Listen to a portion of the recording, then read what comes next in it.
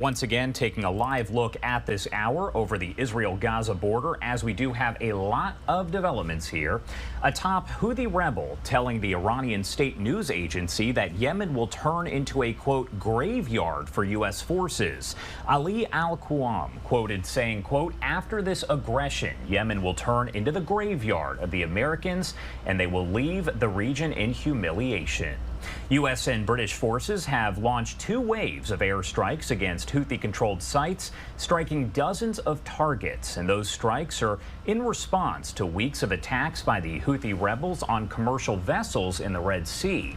On Sunday, the Houthis fired an anti-ship cruise missile toward an American destroyer in the Red Sea, but a U.S. fighter jet shot it all down. I want to talk about all of this, so let's bring in a friend of the show here, Avi Melamed, former Israeli intelligence official and founder of Inside the Middle East Institute. Thank you so much, as always, Avi, for taking the time to be here with us and help break down the latest developments. We appreciate it. Hello, Josh. Good morning. Thank you for having me. Of course. Well, first off here, I just want to get your thoughts overall on the statement that was made by that top Hamas, or I should say Houthi official there. What do you make of that comment, and do you think that America is going to take that seriously, and is Israel going to take that seriously as well? Well, as for the comment or the statement, this is part of the rhetoric that is quite common to hear from Houthis, not only from Houthis, also from other factors on the ground. So it's very common. We are familiar with it. I think that the United States should take seriously the Houthis' threat generally, and obviously Israel as well, because we know that the Houthis have been launching attacks both against United States forces on the Red Sea as well as against Israel. And as we heard right before the break there, the White House said on Sunday, quote, it's the right time for Israel to scale back its military offensive in the Gaza Strip. What do you think the U.S. really means by that? And does that show any sort of division here developing between the U.S. and Israel?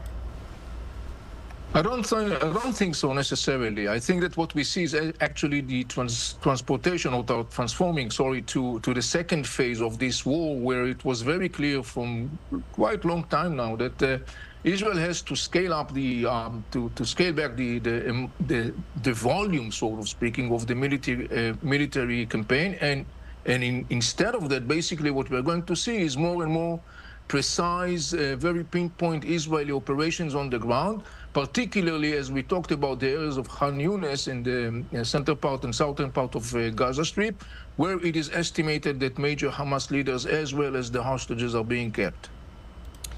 And we also did hear from Netanyahu over the weekend, giving a speech that many have said was fairly defiant overall. What are your thoughts on Netanyahu saying that despite whatever the International Court of Justice does rule, the court will not be able to stop Israel and any orders would be ignored? Is that anything new? Is that what you would expect? And of course, this is all in reference to the claims of genocide there by South Africa.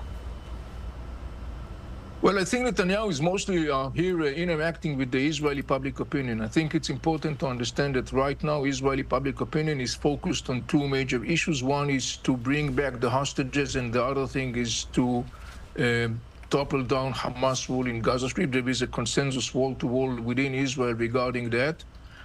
In addition to that, I think that Netanyahu actually also dialogues or conducts some sort of like a discussion with the whole story about allegedly Israel is committing a genocide in the Gaza Strip.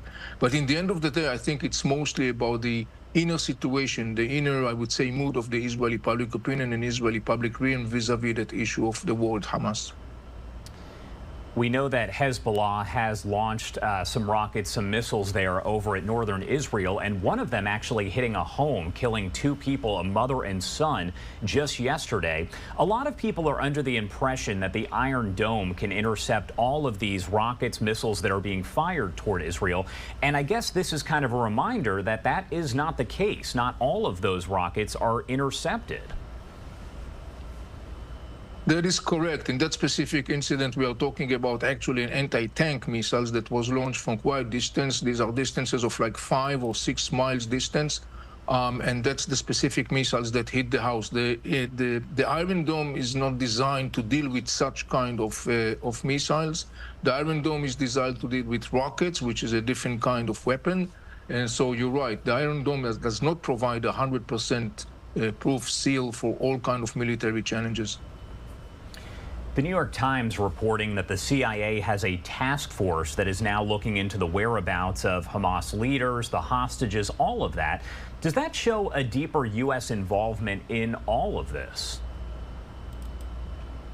Well, I think that we shouldn't be surprised. I mean, there has been, since day one of the war, there has been reports about an Israeli-U.S. cooperation vis-a-vis the whole military management of that war, roughly speaking. And I would expect that some of that would be, from a U.S.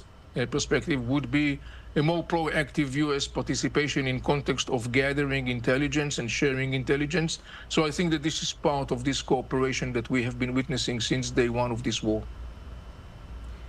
Following that attack by Hamas on Israel back on October 7th, we are now on day 101 of the war. Yesterday marked 100 days since all of this first played out. Is this where you thought we would be as far as the war goes 101 days ago? Yes, actually I did. I mean, in my very early interviews since day one of this whole war, I was saying very clearly this is going to be a long and brutal war. It's very clear more and more that the days goes by that indeed this is the case. One of other things that I was referring to since day one, referring to the issue of the hostages, my observation was that I think that the Israeli government will deal with the issue of the hostages, releasing of the hostages as if there is no war.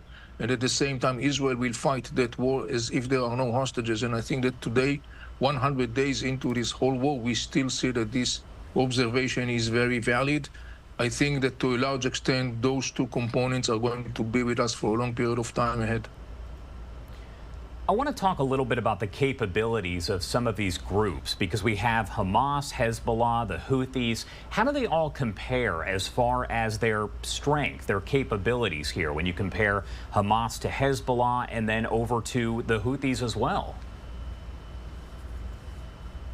Well, we are looking at those different groups that the common denominator is the fact that they are being massively armed and financed by the Iranians. So they have the latest weapons and ammunitions the Iranians can provide them with. We saw that in Yemen, we saw that in Iraq, we saw that in Syria, we saw that with the Hezbollah, and we see that with Hamas and Islamic Jihad in Gaza Strip. In terms of like might, I would say that clearly the Hezbollah is considered to be like the mentor or the older brother, if you wish. However, Houthis have also very significant military power. And then we got Hamas and Islamic Jihad. But as I said before, the common denominator in the end of the day is the fact that they are massively armed with the most new weapon that the Iranians can offer. And we know that this is quite significant capacities. All right. Avi Melamed, as always, thank you so much for taking the time to join us and break down the latest. Anything else you want to add here before I let you go? Well, Josh, I mean, when you look currently at the whole situation and the way it evolves on the ground, I think it once again, what we see in the Red Sea, what we see in Lebanon, what we see in Gaza Strip reiterates what we have been saying for a long period of time. Iran is presenting a serious challenge to the region. Iran is presenting a serious challenge not only to the region, but beyond the region. It's all players in the region who are interested in stabilizing the situation, in stability and prosperity.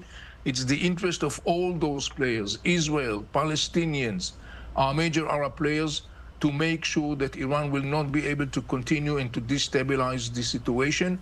One of the most significant components on that is the story of Hamas and Islamic Jihad. The rule of Hamas and Islamic Jihad in Gaza Strip must come to an end. This is a condition if we really want to stabilize the situation. All right, Avi, as always, thank you so much for taking the time to join us and help break down the latest. We appreciate it.